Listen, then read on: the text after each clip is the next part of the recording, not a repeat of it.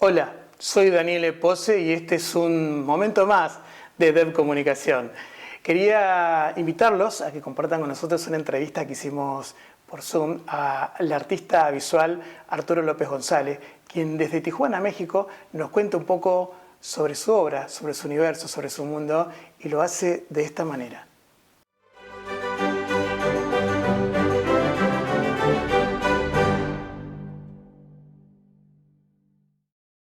Bienvenido, Arturo, y gracias por estar, por permitirnos que entremos de nuevo en tu mundo. Muchas gracias, Daniel. Gracias por la entrevista. ¿Quién es para vos Arturo López González?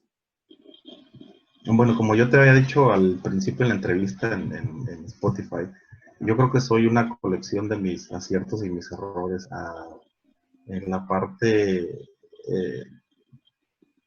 ahora me considero como una persona madura, pero todo ha sido trascendental. O sea, desde que yo empiezo a cometer errores, desde que yo empiezo a tener aciertos, todo esto se va conjugando y hoy soy ese resultado.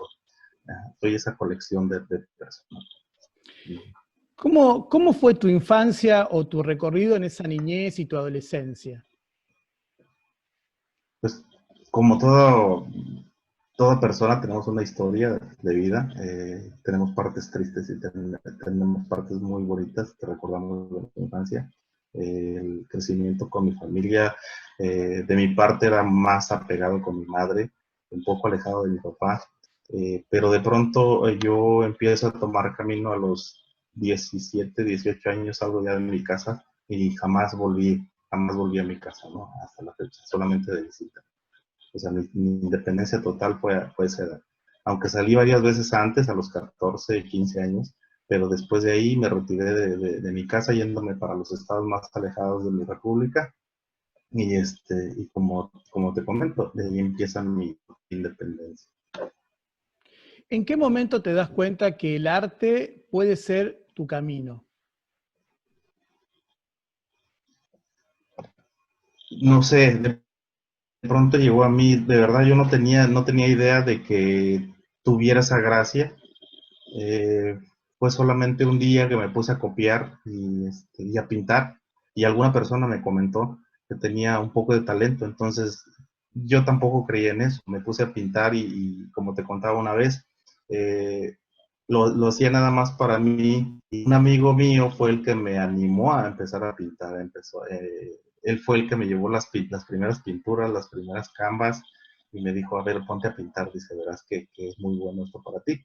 Entonces, él me llevó todo, fue un paquete de regalo que me hizo y mi primera pintura se la obsequié, pero no con ese cariño de decir, toma, lo tienes que guardar toda tu vida, sino que después de 15 o 20 días regresa y me dice, ¿qué crees? Tu pintura la vendí, dice, y te tocó una parte. Le digo, ¿cómo es que la vendiste? Le digo, dice, sí se vende, o sea, de talento, me dice, ¿por qué no crees en ti?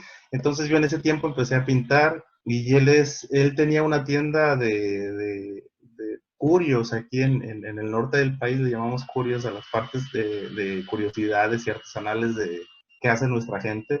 Y él empezó a vender mis pinturas ahí y me dijo, ven, dame 3 o 4 pinturas y yo te las vendo. En una semana vendió las 4 primeras que hice. Entonces, de ahí empieza a tomarme como pedidos por semana. Yo estaba trabajando en pinturas y hacía 3 o 4 por cada 15 días, cada mes, y él las vendía y las vendía. Entonces, de ahí descubro yo, me empieza a emocionar pues, la parte económica, ¿no? Pero también me daba cuenta que las horas se me iban pintando. Ajá. Había veces que en la noche tenía una idea a las 2 3 de la mañana, a esa hora me despertaba y me ponía a pintar. Se me daban toda la noche trabajaba hasta las 10 11 12 y me daba cuenta que ya era mediodía del siguiente día, entonces tenía que dormir, pues.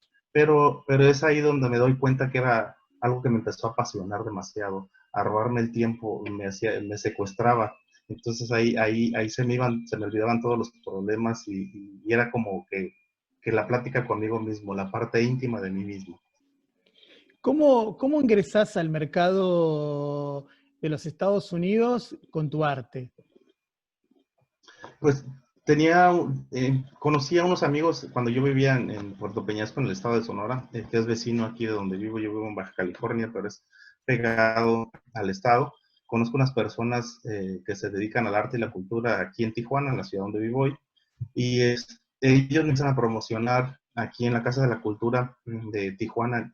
Tiene 3 casas de la cultura. Tengo mi primera exhibición ahí y resultó muy buena la exhibición. Yo presenté 18 horas de formato grande. Eh, Tuvimos como de 150 personas, llegaron la televisión y la televisión local y los periódicos locales. Se me hizo, me emocioné demasiado por eso. Y después empecé a tener otras exhibiciones aquí en la misma ciudad. De pronto una persona en Estados Unidos que tenía conexión con el Centro Internacional de las Artes, que ellos eran los que me apoyaban, me invitan a exponer a Estados Unidos. Entonces exponemos aquí en San Diego, y es donde ingreso al mercado, es donde me empiezo a dar a conocer.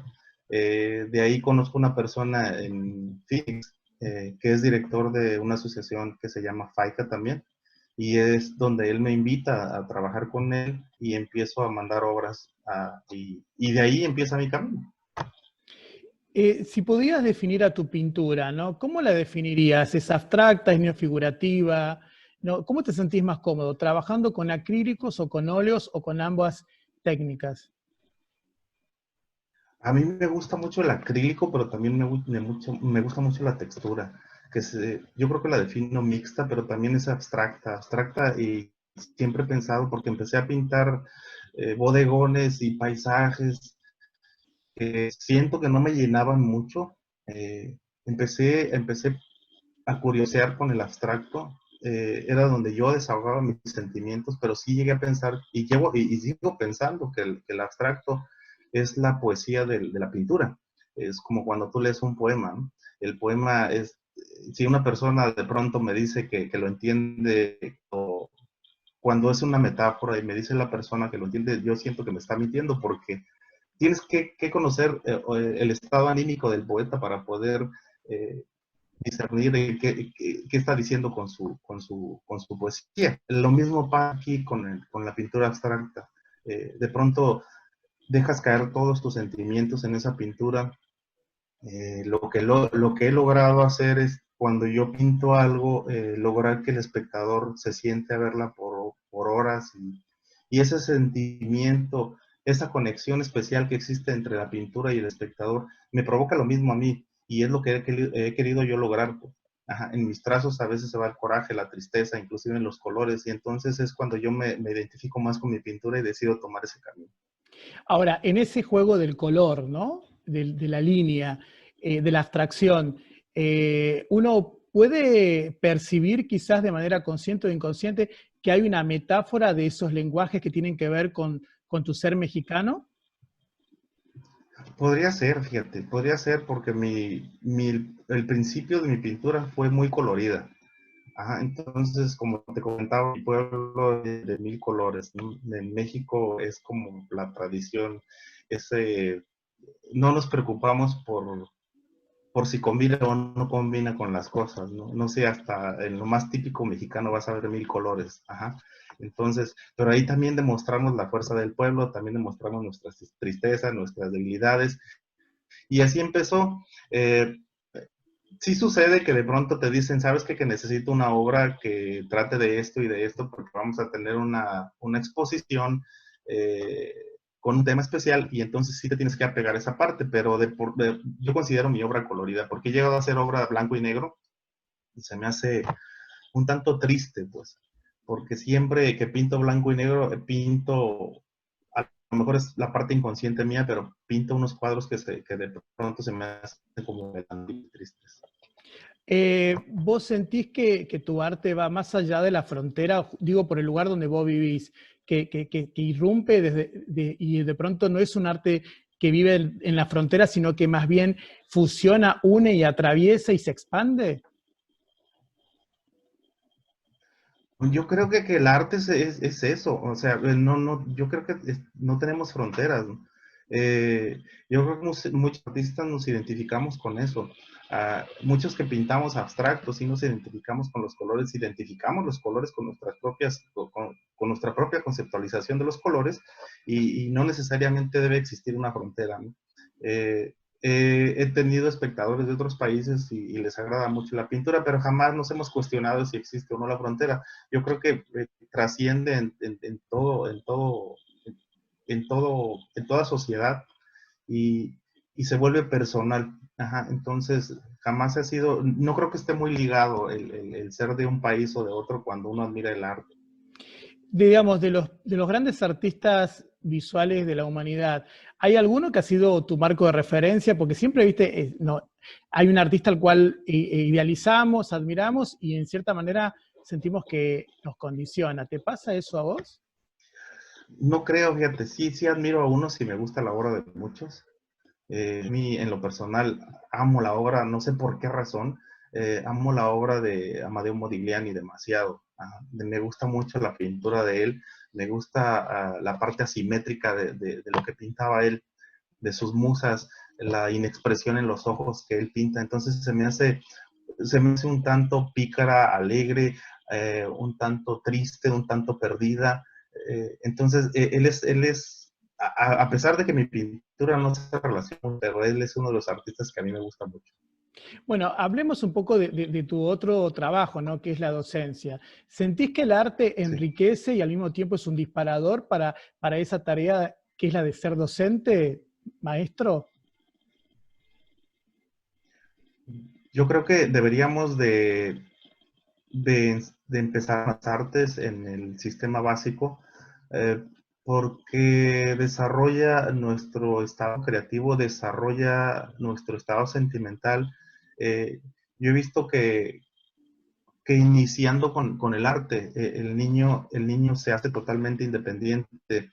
Es lo que yo te comentaba alguna vez, nos condicionan a trabajar. El ejemplo que siempre ponemos aquí en México de cómo decirle a un niño que dibuje una florecita y generalmente el niño va y te pregunta, ¿está bien? O sea, siempre estamos como condicionando al estudiante para poderle decir si están bien, al gusto del profesor. Entonces, ese ejemplo que te pongo de dibujar una florecita, yo lo he hecho con mis alumnos y todos pintan la flor en los pétalos rojos y el tallo verde. Y me dicen si está bien y me preguntan si está bien. Entonces, ¿por qué no dejas que el niño haga esa florecita como se le venga en gana? ¿No? ¿Por qué no pone los colores como se le venga en gana? Es cuando vas tomando, te digo, la independencia de cada uno, pero condicionamos a los niños, muchos docentes, en decirle no porque el tallo tiene que ser verde. Entonces, siempre tiene que ser verde, pero ¿cómo entonces lo dejas que el niño se haga independiente en su desarrollo creativo? ¿Vos, Cuando lo estás coartando. vos creés que el Ajá. hecho de que los sistemas educativos poco a poco van mutilando o sacando los espacios de desarrollo creativo tiene algo que ver? ¿Hay una decisión de la gestión educativa o de la gestión política para hacer esto? No lo sé, y como te comentaba, yo creo que la mayoría de los programas educativos y en todo el mundo las hacen personas que están detrás de un escritorio.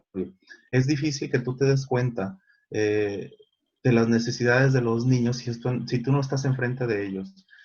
Yo tengo dos grupos, he tenido dos grupos y veo que yo soy profesor de primaria, veo que mi quinto A es bien diferente a mi quinto E, entonces las necesidades de cada grupo es bien diferente, inclusive las necesidades de cada niño son bien diferentes.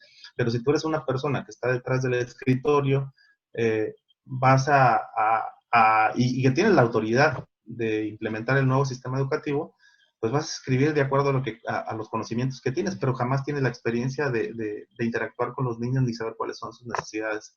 Entonces, generalmente pasa eso. Las personas que hacen los programas educativos son personas que jamás han tenido contacto con niños y son los que no saben de sus necesidades, porque si eres una persona que en realidad sabe las necesidades de un pueblo, tú vas a hacer tus programas de acuerdo a las necesidades de ellos.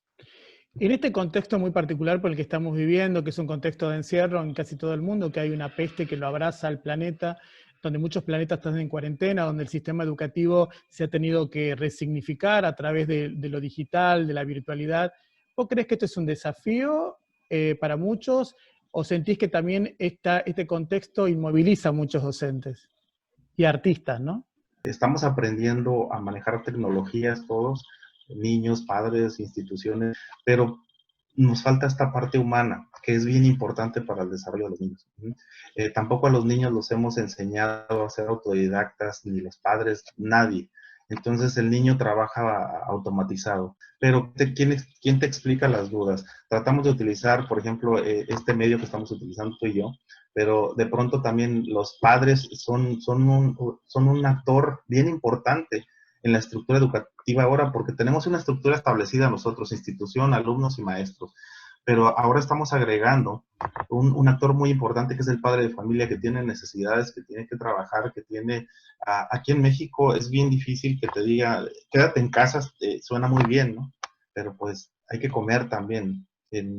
Ya pasó un mes y no creo que todo el mundo tengamos la solvencia para estar viviendo durante un mes sin trabajar.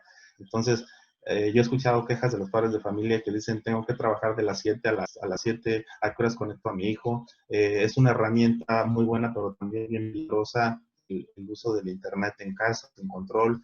Entonces, aquí hay muchas cosas con las que no estamos preparados y que estamos jugando. Estamos jugando y estamos poniendo en peligro a los niños. Yo creo que es esa parte, y como te digo, el niño no es autodidacta, no lo enseñamos a ser autodidacta, entonces él trabaja y muchos niños y muchos papás dicen es que mi hijo no está aprendiendo nada. Todo el mundo trabajamos y nadie aprende. Bueno, queríamos agradecerte profundamente esta entrevista. Algún día esperamos tenerte acá en el estudio para hacerla, para que nos tomemos un café o unos buenos mates argentinos. Okay. Y para esta despedida, brevemente quería decir cuándo la obra de Arturo López González va a visitar Argentina, Buenos Aires. Pues en cuanto me den oportunidad y tú seas una parte importante en la conexión de México a Argentina. Sí.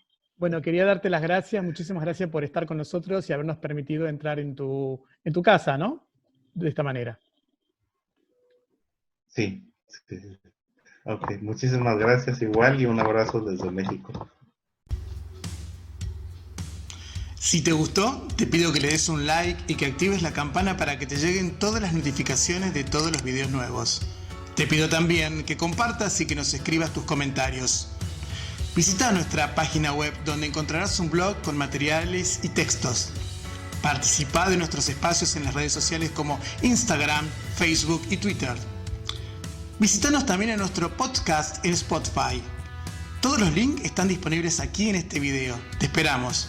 Muchas gracias por estar y ser parte.